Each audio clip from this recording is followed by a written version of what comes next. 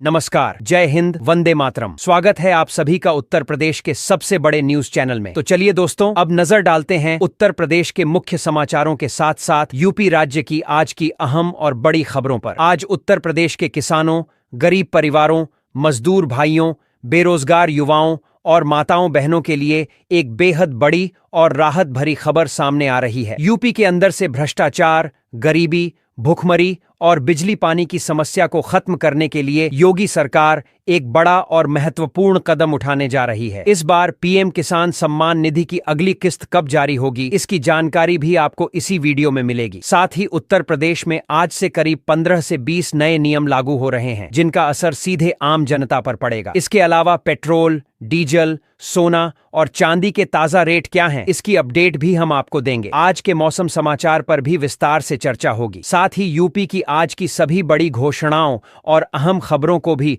विस्तार पूर्वक जानेंगे। अगर आप उत्तर प्रदेश के निवासी हैं तो हमारे इस चैनल को सब्सक्राइब जरूर कर लें, ताकि आपको यूपी की हर जरूरी और बड़ी खबर सबसे पहले मिल सके। सरकार की जिन योजनाओं का लाभ आप ले रहे हैं, उन योजनाओं को लेकर भी कई बड़े बदलाव किए गए हैं। यदि आपने इन नियमों को नहीं समझा तो आप कई योजनाओं से बाहर भी हो सकते हैं। इसलिए इन नए नियमों की जानकारी आपके लिए बेहद महत्वपूर्ण है। तो आखिर ये नियम क्या हैं? क्या ये आपके ऊपर लागू होंगे या नहीं? इसका पूरा सच जानने के लिए आपको यह वीडियो अंत तक देखना होगा। हर नियम और हर जानकारी आपको एक एक करके विस्तार से बताई जाएगी, इसलिए वीडियो में अंत तक जरूर बने रहिएगा, क्योंकि आपके फायदे से जुड़ी सभी अहम खबरें आपको यहीं विस्तृत रूप में मिलने वाली हैं। तो चलिए अब आपको यूपी की आज की महत्वपूर्ण और बड़ी खबरें फटाफट बता देते हैं। मुख्यमंत्री योगी आदित्यनाथ ने उत्तर प्रदेश का नया बजट पेश करते हुए कहा कि यह उनके कार्यकाल का 10वां बजट है और पहली बार किसी मुख्यमंत्री को लगातार 10 बार वित्तीय खाका पेश करने का अवसर मिला है। करीब 9,16,096 करोड़ रुपए के इस बजट को उन्होंने सर्वसमावेशी बताते हुए कहा कि इसमें समाज के हर वर्ग का ध्यान रखा गया है। सरकार ने पूंजीगत व्यय के लिए बड़ी धनराशि निर्धारित की है, जबकि नई योजनाओं के लिए 43,565 करोड़ रुपए का प्रावधान किया गया है। मुख्यमंत्री ने दावा किया कि पिछले 9 वर्षों में प्रदेश में कोई नया कर नहीं लगाया गया और अब लक्ष्य 50 लाख करोड़ रुपए का निवेश आकर्षित कर विभिन्न शहरों में सिटी इकोनॉमिक जोन विकसित करने का है, जिससे रोजगार और औद्योगिक विकास को गति मिले। उधर प्रदेश में फरवरी के महीने में ही गर्मी ने दस्तक दे दी है और कई शहरों में लोगों ने स्वेटर जैकेट उतार दिए हैं। मौसम विभाग के अनुसार पछुआ हवाओं के कमजोर पड़ने और तेज धूप के कारण तापमान में तेजी से बढ़ोतरी दर्ज की गई है। मौसम वैज्ञानिक अतुल कुमार ने बताया कि बांदा 29.4 डिग्री सेल्सियस के साथ सबसे गर्म रहा, जबकि वाराणसी 29.1, प्रयागराज 28.8 और लखनऊ 26.4 डिग्री तक पहुंच गया। तराई क्षेत्रों से कोहरा लगभग गायब हो चुका है और आसमान साफ रहने की संभावना जताई गई है। विभाग का अनुमान है कि अगले 7 दिनों तक मौसम शुष्क बना रहेगा और पारा 2 से 3 डिग्री तक और चढ़ सकता है, जिससे समय से पहले गर्मी का असर महसूस होगा। महादेव की नगरी काशी में शादियों की धूम ने शहर की रफ्तार थाम दी, जब एक ही दिन में 212 मैरिज लॉन में वैवाहिक कार्यक्रम आयोजित हुए और करीब 10,000 बाहरी वाहन शहर में प्रवेश कर गए। नतीजा यह रहा कि मैदागिन, राजघाट और आसपास के प्रमुख मार्गों पर लंबा जाम लग गया और जहां सामान्य दिनों में 20 मिनट में तय होने वाला सफर है, वही दूरी लोगों ने 1 से सवा घंटे में पूरी की। पुलिस कमिश्नर मोहित अग्रवाल की ओर से रस्सियों के जरिए बैरिकेडिंग कर ट्रैफिक नियंत्रित करने का प्रयास किया गया, लेकिन भीड़ के आगे व्यवस्था नाकाफी साबित हुई। तेलियाना फाटक के पास हालात इतने बिगड़ गए कि सड़क पर मुश्किल से 5 फीट का रास्ता बचा और एक एम्बुलेंस करीब 40 मिनट तक फंसी रही, जिससे लोगों में नाराजगी भी देखने को मिली। गर्भवती महिला को पीटकर अजन्मे बच्चे की मौत का मामला बागपत जिले के बिलोचपुरा गांव से सामने आया है, जहां पुराने वाहन विवाद ने खतरनाक रूप ले लिया। आरोप है कि सुल्तान और उसके साथियों ने रंजिश में एक परिवार के घर पर हमला कर दिया और महिलाओं के साथ बदसलूकी की। इसी दौरान एक गर्भवती महिला के पेट पर जोरदार लात मारी गई, जिससे गर्भस्थ शिशु की जान चली गई। घटना के बाद पीड़ित परिवार भ्रूण को लेकर एसपी कार्यालय पहुंचा और न्याय की मांग की, जिससे प्रशासन में हड़कंप मच गया। सिंघावली अहीर थाना पुलिस ने शिकायत के आधार पर संबंधित धाराओं में मुकदमा दर्ज कर लिया है और आरोपियों की तलाश शुरू कर दी गई है। इस घटना ने इलाके में आक्रोश फैला दिया है और ग्रामीणों ने दोषियों के खिलाफ कड़ी कार्रवाई की मांग की है, जबकि प्रशासन कानून के तहत सख्त कदम उठाने की बात कह रहा है। लखनऊ में पंडित दीनदयाल उपाध्याय की पुण्यतिथि पर उन्हें श्रद्धांजलि अर्पित की गई। मुख्यमंत्री योगी आदित्यनाथ ने आयोजित कार्यक्रम में पहुंचकर उनके चित्र पर पुष्प अर्पित किए और एकात्म मानववाद के सिद्धांतों को याद किया। 11 फरवरी 1968 को मुगलसराय रेलवे स्टेशन पर हुई उनकी रहस्यमय मृत्यु को देश की राजनीति का अहम अध्याय माना जाता है। उनकी 58वीं पुण्यतिथि पर आयोजित इस कार्यक्रम में पार्टी पदाधिकारियों और कार्यकर्ताओं ने भी भाग लिया और उनके विचारों को वर्तमान समय में प्रासंगिक बताते हुए उन्हें नमन किया। कानपुर में चर्चित लैम्बोर्गिनी हादसे ने नया मोड़ ले लिया है।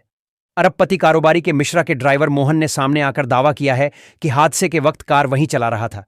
उसके मुताबिक दिल्ली से लौटते समय कार का परीक्षण किया जा रहा था और बगल की सीट पर बैठे शिवम मिश्रा अचानक बेहोश होकर उस पर गिर पड़े, जिससे उसका संतुलन बिगड़ गया और वाहन ने कई लोगों को टक्कर मार दी।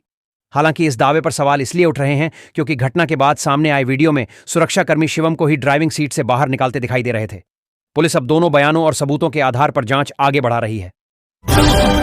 मां शारदा मंदिर के गर्भगृह में शस्त्र लेकर पूजा करने को लेकर कुंडा विधायक और जनसत्ता दल के अध्यक्ष राजा भैया विवादों में घिर गए हैं। मध्य प्रदेश के मेहर स्थित इस प्रसिद्ध शक्तिपीठ में हथियारों का प्रवेश सामान्य रूप से प्रतिबंधित माना जाता है। फिर भी उनका शस्त्र पूजन करते हुए वीडियो सोशल मीडिया पर तेजी से वायरल हो गया। फुटेज में मंदिर के पुजारी विधि विधान से पूजा कराते नजर आ रहे हैं, जिसके बाद सुरक्षा व्यवस्था और नियमों के पालन को लेकर सवाल उठने लगे हैं। स्थानीय लोगों का कहना है कि आम श्रद्धालुओं पर सख्ती और जनप्रतिनिधियों के लिए अलग नियम जैसी स्थिति नहीं होनी चाहिए। कई लोगों ने इसे प्रभाव और रसूख का मामला बताते हुए प्रशासन से स्पष्ट जवाब की मांग की है, जबकि अभी तक इस पूरे घटनाक्रम पर आधिकारिक स्तर पर कोई विस्तृत बयान सामने नहीं आया है। यूपी में देश के करीब 55% मोबाइल फोन उत्पादन का दावा करते हुए योगी सरकार ने अपने बजट को औद्योगिक उछाल और भारी निवेश से जोड़ा है। विधानसभा में वित्त मंत्री सुरेश खन्ना ने लगभग 91,000 करोड़ रुपए का बजट पेश करते हुए बताया कि प्रदेश में भारत की 55% इलेक्ट्रॉनिक्स इकाइयां संचालित हो रही हैं और इलेक्ट्रॉनिक्स निर्यात का आंकड़ा बढ़कर 44,744 करोड़ रुपए तक पहुंच चुका है। सरकार का कहना है कि अब तक लगभग 15 लाख करोड़ रुपए के निवेश प्रस्ताव आए हैं, जिससे प्रदेश को मैन्युफैक्चरिंग हब के रूप में स्थापित करने की कोशिश की जा रही है। कृषि उत्पादन में खुद को देश में अग्रणी बताते हुए यह भी दावा किया गया कि करीब 6 करोड़ लोगों को गरीबी रेखा से बाहर लाया गया है। साथ ही बेरोजगारी दर घटकर 2.24% रहने की बात कहकर सरकार ने रोजगार सृजन को अपनी उपलब्धि के रूप में पेश किया है। 10 लाख नौकरियों की संभावना और बेटियों की शादी के लिए 1 लाख की सहायता जैसे बड़े ऐलानों के साथ योगी सरकार ने चुनाव से पहले अपना अंतिम पूर्ण बजट पेश कर दिया है, जिसे युवाओं और महिलाओं पर सीधा फोकस माना जा रहा है। वित्त मंत्री सुरेश खन्ना ने लगभग 91,696 करोड़ रुपए का बजट विधानसभा में रखा, जो पिछले साल की तुलना में करीब 12% अधिक बताया गया है।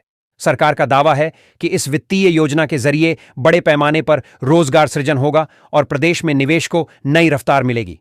पीपीपी मॉडल पर महिलाओं के लिए अलग प्रशिक्षण केंद्र खोलने की बात कही गई है, ताकि उन्हें कौशल विकास से जोड़कर आत्मनिर्भर बनाया जा सके। साथ ही कृषि निर्यात हब स्थापित करने की तैयारी है, जिससे किसानों को सीधे बाजार से जोड़कर उनकी आय बढ़ाने का लक्ष्य रखा गया है।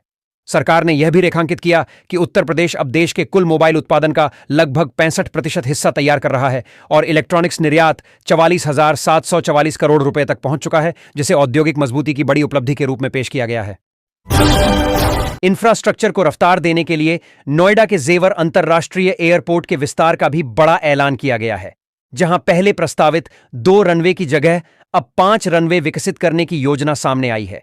इसके लिए लगभग 750 करोड़ रुपए का प्रावधान बताया गया है, जबकि सड़क और सेतु परियोजनाओं के लिए 3,468 करोड़ रुपए की सौगात दी गई है।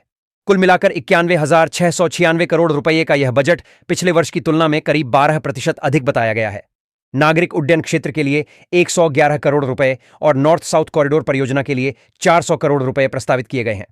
पीपीपी मॉडल पर विकसित हो रहे जेवर एयरपोर्ट के दूसरे चरण को तेजी से आगे बढ़ाने के लिए यह वित्तीय प्रावधान अहम माना जा रहा है, जिससे प्रदेश को लॉजिस्टिक और कनेक्टिविटी के बड़े केंद्र के रूप में स्थापित करने की तैयारी है। राम मंदिर हमले के आरोपी अब्दुल रहमान की फरीदाबाद स्थित नीमका जेल में हत्या के बाद उसका शव अयोध्या लाया गया, जहां कड़ी सुरक्षा व्यवस्था के बीच अंतिम संस्कार की प्रक्रिया पूरी की गई। जानकारी के अनुसार सह कैदी अरुण चौधरी ने देर रात करीब 2 बजे उस पर पत्थर से हमला कर उसकी जान ले ली। रहमान को पिछले वर्ष 2 ग्रेनेड के साथ शंकर नाम से छिपकर रहने के दौरान गिरफ्तार किया गया था। उसका शव अयोध्या के मजनाई गांव पहुंचने के बाद भारी पुलिस बल की मौजूदगी में सुबह लगभग 7:15 बजे सुपुर्द ए खाक किया गया, जहां करीब 200 लोग मौजूद रहे। प्रदेश की सियासत में भी हलचल देखने को मिली जब एएमआईएम के प्रदेश अध्यक्ष शौकत अली मेरठ के किठौर में पैगाम ए इत्तेहाद कार्यक्रम में शामिल होने के लिए काफिले के साथ निकले। प्रशासन की ओर से केवल 2 वाहनों की अनुमति दी गई थी, लेकिन वे करीब 50 गाड़ियों के काफिले के साथ पहुंचे, जिससे मेरठ हापुड़ मार्ग पर लंबा जाम लग गया। भारी भीड़ के चलते एक एम्बुलेंस भी फंस गई, जिसके बाद पुलिस ने हस्तक्षेप करते हुए काफिले को रोक दिया। नियमों के उल्लंघन पर एक वाहन को सीज किया गया और कई गाड़ियों के चालान काटे गए। बताया जा रहा है कि आगामी पंचायत और विधानसभा चुनावों को देखते हुए पार्टी संगठन विस्तार में जुटी है और हर ग्राम पंचायत में 121 सदस्यीय समिति तथा 100 सक्रिय सदस्य बनाने का लक्ष्य रखा गया है, जिससे चुनावी तैयारी को मजबूत किया जा सके।